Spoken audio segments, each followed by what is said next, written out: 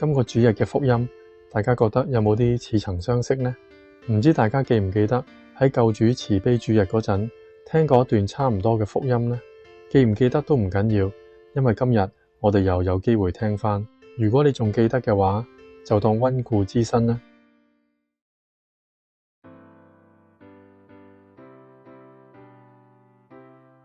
一周的第一天晚上，門徒們聚在一起，因為怕猶太人，門窗都關着。但耶穌來了，站在他們當中，對他們說：願你們平安。說完這話，就把自己的手和肋旁給他們看。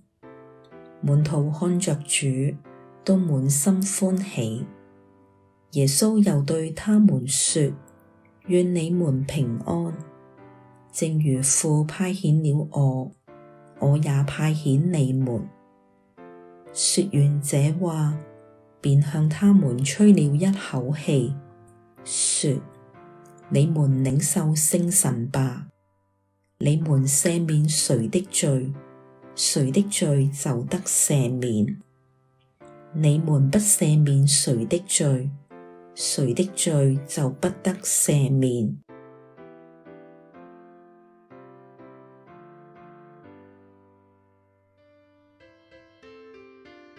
簡單嚟講，呢段經文就係邀請我哋去感受耶穌嘅平安，接受聖神嘅能力，帶住少少勇氣走出去實踐寬恕同愛嘅使命。我都好想問下大家，喺日常生活之中有冇同人傾下我哋嘅宗教信仰，試下將光明帶到去黑暗嘅地方呢？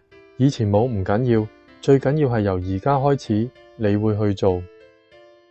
主佑，下次再見，拜拜。